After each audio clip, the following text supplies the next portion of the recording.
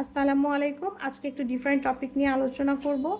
আজকে আলোচনা করব কাউন্সেলিং নিয়ে। যে কোনো বিষয় নিয়ে যখন রুগীরা আসেন, দেখা যায় তাদের অনেক বেশি আগ্রহ থাকে তার কি প্রবলেম হয়েছে, কতদিন সমস্যাটা ভালো হতে সময় লাগবে এবং কি করলে তা ভালো হবে। বেশিরভাগ ক্ষেত্রে যেই স্পেশাল চাইল্ডগুলো নিয়ে আমরা কাজ করি এবং সেসব মায়েদের বা বাবাদের বা পরিবারের সাথে যখন কথা বলি, তাদের কিন্তু অনেক আগ্রহ থাকে তাদের কি কারণে প্রবলেমটা হলো, কতদিন সময় লাগবে, তারা চিকিৎসাটা কতদিন মানে কন্টিনিউ করবে।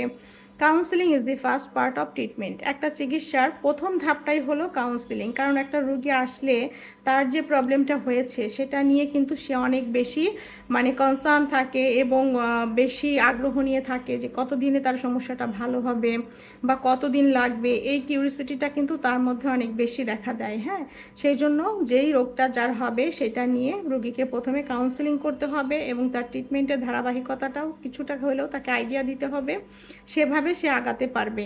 অনেক সময় দেখা যায় আমরা যে সিপি চাইল্ডগুলো দেখে থাকি, সেই প্যারেন্টসরা এবং তার পরিবারের সদস্যরা অনেক মানে একটা চিকিৎসা বা ফিজিওথেরাপি বা যে কোনো ধরনের ডেভেলপমেন্টাল থেরাপি, স্পিচ বা অকুপেশনাল থেরাপি যেটাই নিতে থাকুক, তারা কিন্তু অনেক বেশি অধৈর্য হয়ে যায়। তাদের যদি সেই ধারণাটা না দেওয়া যায় যে আপনার চিকিৎসা একটা লং টার্ম প্রসেস, এভাবে একটা প্রোডাক্ট একটা স্টেপ বাই স্টেপ আপনাকে মেনটেন করতে হবে, ফ্যামিলিকে সেই নলেজটা যদি দেওয়া যায় তাহলে কিন্তু তাদের সেই ধারণা তার থেকে যায় এবং সেভাবে সে এগোতে পারে।